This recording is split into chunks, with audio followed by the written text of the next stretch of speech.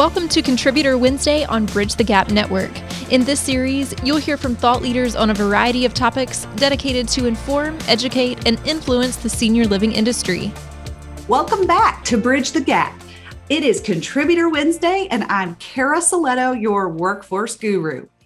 I hope you caught the last bonus session at the end of March, where all 4 of the contributors this season shared why senior living is such a great profession to work in.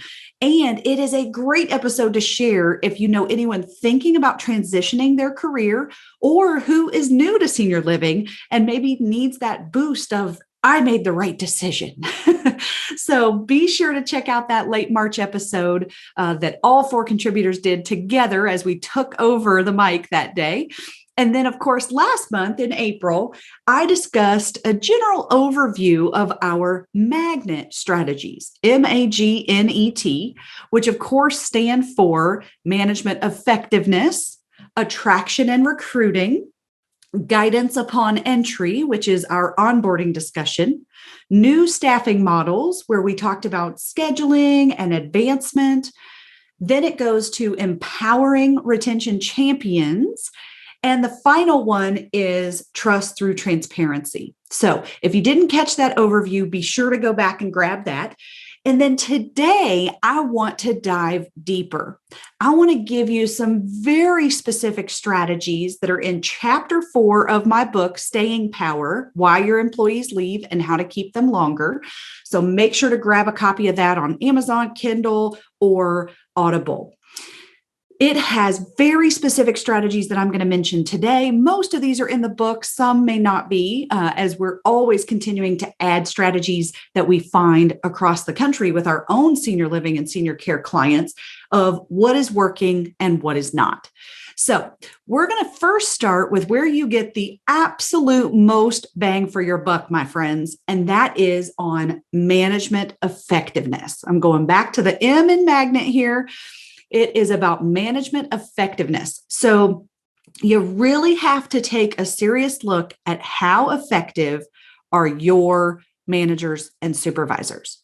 I'm talking about every level, whether it's a shift leader, whether it is middle management, whether it's department leaders or the senior leadership team.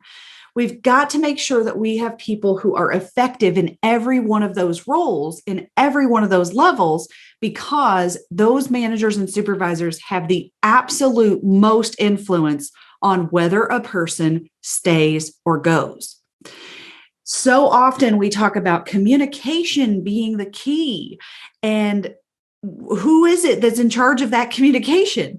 It's the management at all these different levels. So whether it's management, whether it's somebody feeling heard, whether they want to be recognized more, whether they aren't happy with their workload or something specific, or there's issues on the teams that they're frustrated by, any of that stuff can typically be addressed by a manager supervisor, and we can get past it together instead of just watching that person walk out the door. All right. So we absolutely have to put as much time and attention into making our managers and supervisors effective in their roles.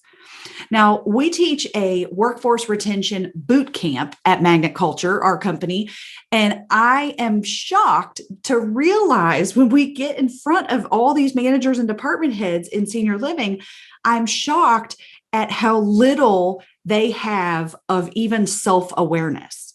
You know, it's one thing to understand others and be able to flex, that's maybe an intermediate level of management skills and knowledge. But some managers and supervisors don't even have the basic level of skills, which is being aware of their own style and their own approach to addressing issues. Or are they a person who avoids conflict? Which you can't do in a supervisory position. We have to be comfortable and confident going to people, talking about the expectations, addressing when the expectations are missed, and motivating and inspiring people to come back tomorrow and do better and do more and all of that, which is, of course, where we are, that we all have to do more and do better every single day. So we need to make sure that every manager has access to, whether it's assessments or training or coaching, some types of development tools and time to get better, to become more self-aware, to also then learn about different styles, right? So I'm a huge fan of the DISC assessment.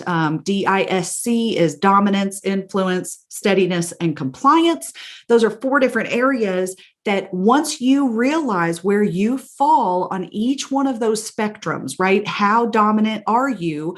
Or, are you not at all? Your dominance score is super low, which is not a bad thing. There's no right or wrong. But if you're going to put somebody into a management position who has a very low D score on the DISC, for example, which is their behavioral style, if they're low in dominance, they are going to be so agreeable that they get walked all over. Okay. So we have to really make sure that folks understand their own style, as well as can then identify what different styles are, because guess what? One size no longer fits all, right? As we lead this new workforce, which of course I've described in some previous episodes, but this new workforce that has a totally different mindset, a different perspective on the employer-employee relationship, we really have to be able to flex and pick up on the nuances as a manager of how this person likes to be talked to versus not. Some people like public recognition, some do not. It really makes a manager stand above all the others and improve the retention on their team when they are able to adjust and adapt. Okay. So we've got to make sure we're giving the managers that time and those tools, training, coaching, assessments, whatnot. They have to be given that time and tool to get better. So we have found that there is a direct correlation, my friends, between training your managers, which then reduces turnover because you've created people that your workers want to work for, and you've created an environment where people want to work. So if we train those managers, we're going to reduce turnover, which ultimately improves resident care. That's our ultimate goal here. So we absolutely can see that direct correlation. And in fact, in March, my episode was all about making the case, because if your board or your senior leaders or your owners, your investors, whoever it is that has to release those funds and make it a top priority to focus on retention, go back and listen to that Making the Case episode so that you can prove to them that we will improve resident care if we train the managers, which will reduce turnover and, of course, all of its associated costs. So it is not only a human thing to work on this and to really care about our people, but it's also a financial discussion that we're spending so much in overtime and temp agencies and things like that, that we really, really, really need to get a handle on this. And I'll tell you, every single client, when we kind of audit those magnet areas of their business, every one of them decides on their own to start with improving management effectiveness at all those levels and really investing in the time and tools to get all of their leaders to the right level, to where they need to be as a supervisor. So really important to start there. If we go into the recruiting discussion again, I wanted to give a couple quick, very specific tips. One is, I encourage you, if you haven't already, get the marketing folks involved in writing and reviewing your job descriptions. I just received a job description the other day from a business friend of mine, and she doesn't happen to be in senior living, but she just sent it to me to look at and also see if I had anybody who might be interested in the job. And I called her and said, you know what? I got to be honest with you. This job description is so old school. And I just don't think that it's going to attract the type of candidate that you really want. Someone very forward thinking and more of a team member, not just an assistant, but somebody who, works with you, not for you. And so I explained to her the different parts of the job description that were pretty old school. In fact, it looked kind of like a job description from still the 1990s. So make sure that your job descriptions are up to date and much more focused on the candidate. Another piece of advice I gave her was, this looks like it's a whole list of, what are you going to do for me? Right? Like, why should I hire you? Instead of today, we all know from my January episode that we are in an employees market because so many people are hiring. The candidates have choices. So you also have to think of your job description as a sales piece, a marketing piece to convince them to come and work for your great organization. So make sure to put the what's in it for me, meaning the candidate, right? What's in it for the candidate in there. What do you have to offer? A great place to work, not just the pay and benefits, because a lot of times, we can't even compete with that against the Amazons and Targets of the world, but just focusing more on that mission and the great work that they can do, the career ladder that you're going to build for them, and the support for them to go back to school and those types of things. But just make sure that your job descriptions do not look like they did 10, 15, 20 years ago. All right. Another piece of the recruiting puzzle too is your employer brand. So this is not the marketing brand of how great are you as a campus for people to live on and for folks to choose you for their loved ones to get care, but also you have another brand that is your employer brand. How are you as an employer, not just as a senior living community, but as a place to work? That's a different brand. And people on the streets are talking about it. So if somebody sees your logo on somebody's shirt or some swag that you gave them or whatnot, or they just find out that that person works there, and then the other friend or family member says, "Oh, I've always wondered about that place. Is it a good place to work? Do you like working there?" Whatever comes out of their mouth next is your employer brand. All right.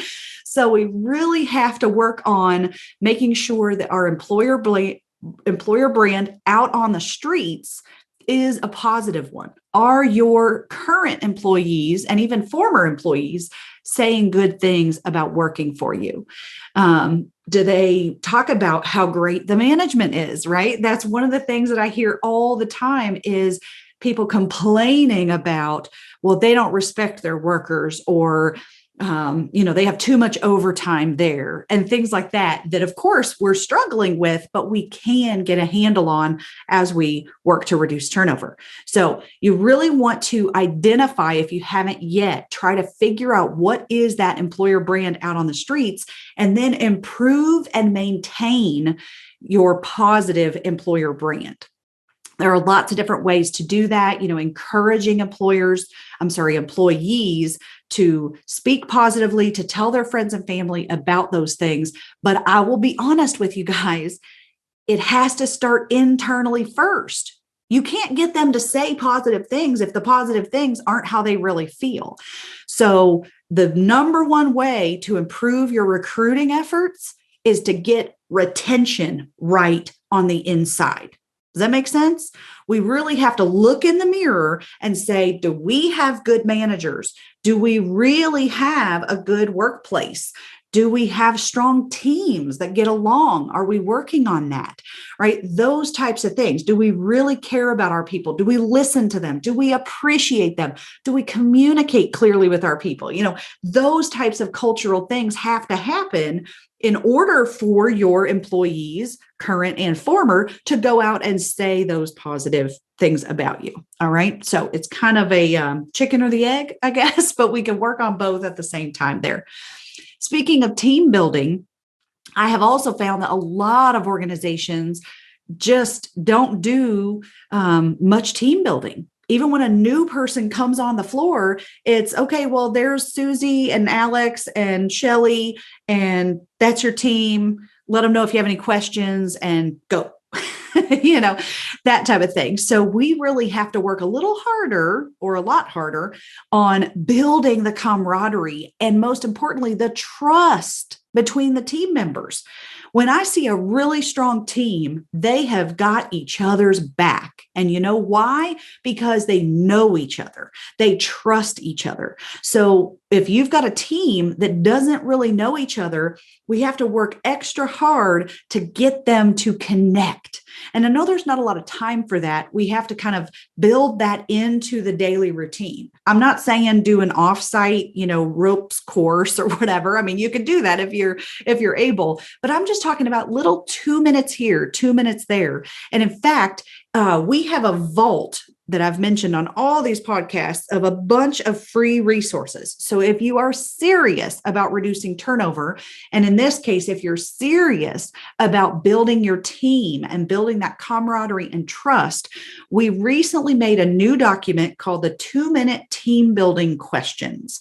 And it's great for your staff meetings, for a quick shift huddle, things like that you can just ask this very quick 2-minute question, go round robin around the group, for example, and let them get to know each other. That will help them talk to each other in the break room. It kind of is an icebreaker for folks, especially that don't know each other or are new to the team in general. And it gives them some common ground, some things to talk about, and even just the personal side of who they are as a 24/7 person. So make sure that you're incorporating some type of team building and trust building into every staff meeting. I know you don't have much time, but you can do it, believe it or not, in just 1 or 2 minutes at every meeting. That adds up, right? Week by week, that adds up, day by day, everything. Another great way to reduce turnover is to really listen to your people.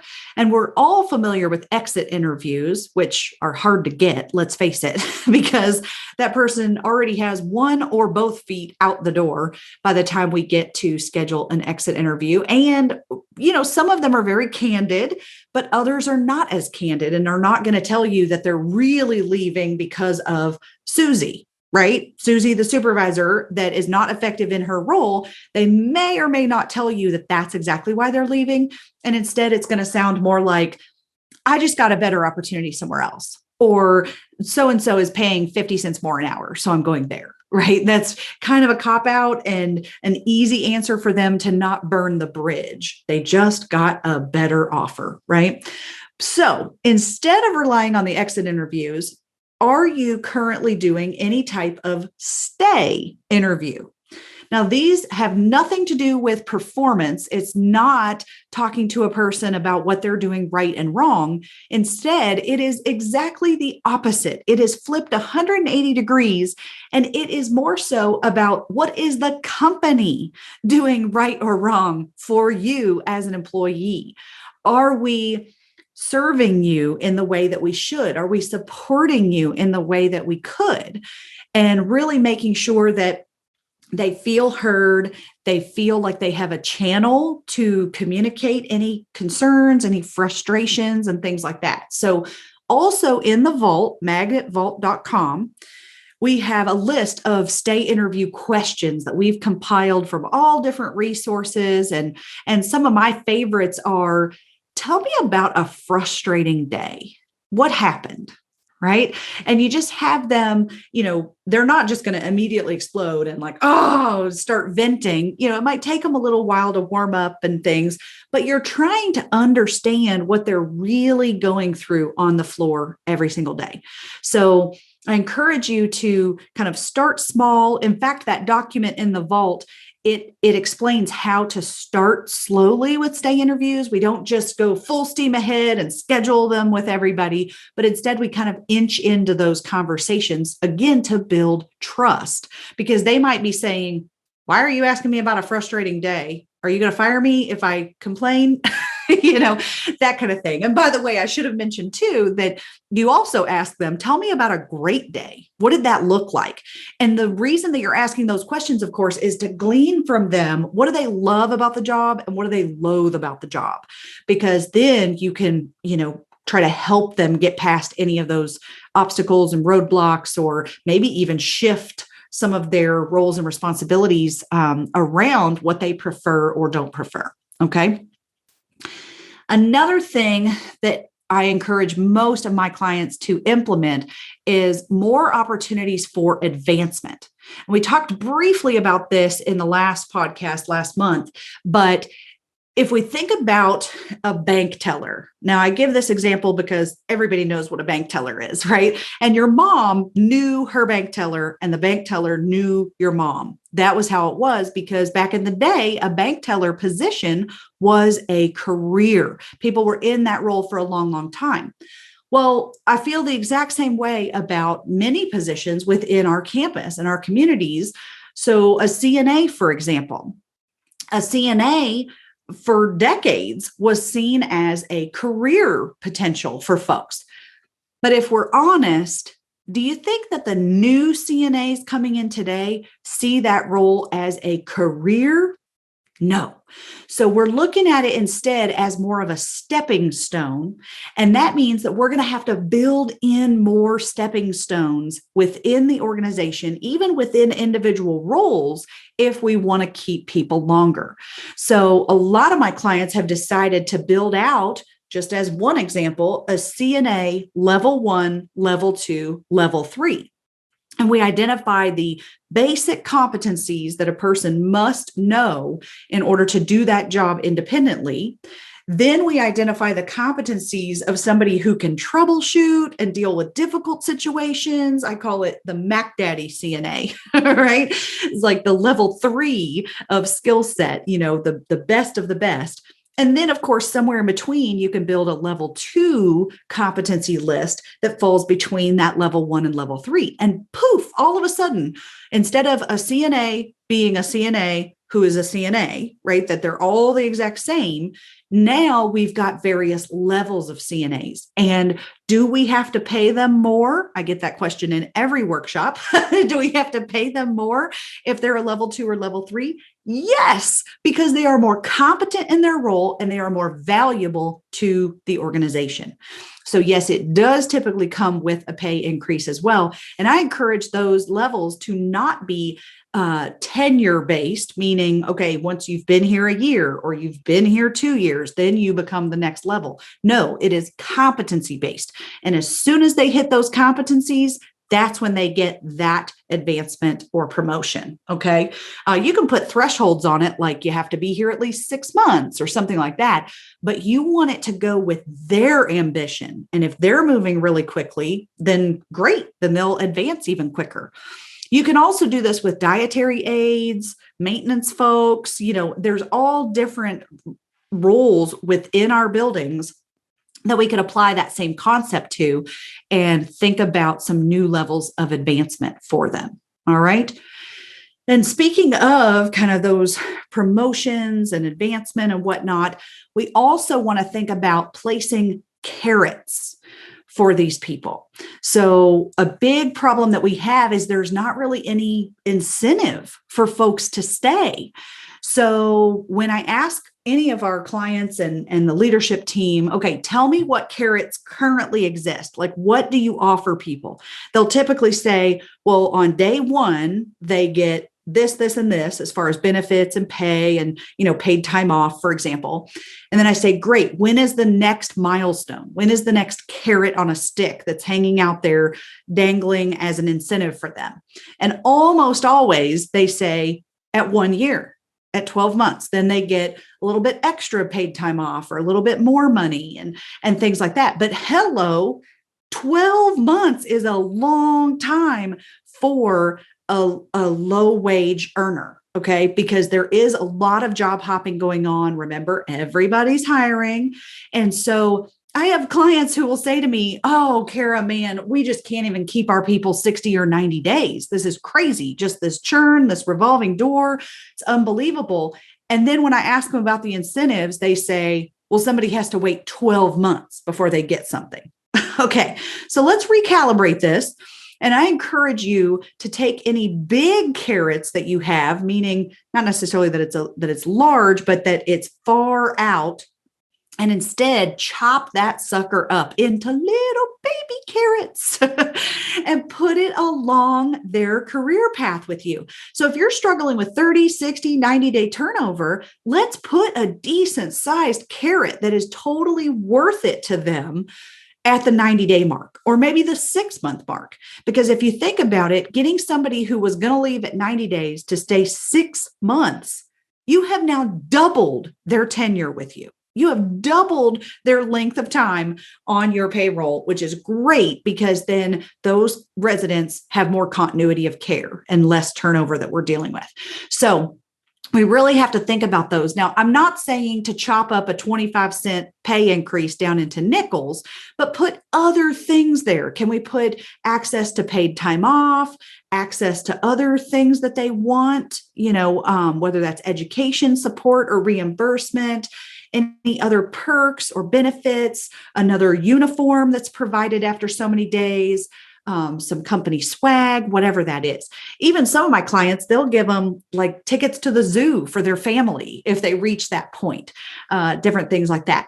Now, I know a lot of folks are doing retention bonuses right now, and that can also fit into this. But you can think outside of cash. Okay. You can think about access to mentors, or can they be a mentor at that point? And some different things like that. We can brainstorm for hours about different types of advancement and what that could look like. If you're unsure of where exactly to put those carrots, don't forget that a couple episodes back, I talked about why people leave when.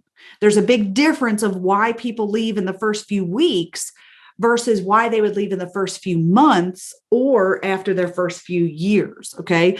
So go back and check out that episode. I believe it was in January, where we talked about the employment market and why people leave when they do. Also at MAG.NETvault.com, we have a 2-page list of why people leave when they do. All right. So definitely check out that as well. So if we think about all this stuff we've talked about today, and even on the last episode of really building out that training and coaching plan for your managers, building better job descriptions, improving your employer brand, implementing team building into your staff huddles, also implementing stay interviews throughout their tenure with you, really focusing on advancement levels and what could that look like. And then finally building out some baby carrot stops and milestones along that first year in particular. Of those strategies, which 2 are you going to implement? Which 2 of those are you going to make your top priority that you're going to go start talking to some other leaders about and get those put into place? Okay. I want you to make a commitment to yourself, make a commitment to me, reach out on LinkedIn and let me know which of these you're going to implement and by when, right? I'll be your accountability partner.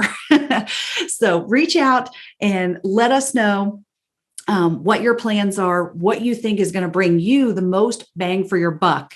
And I really, really want to hear about what those are and how it turns out, right? So a few months from now, reach back out. Let me know how it went, any roadblocks that you hit. And I want to hear your success stories like we see with so many of our clients. All right.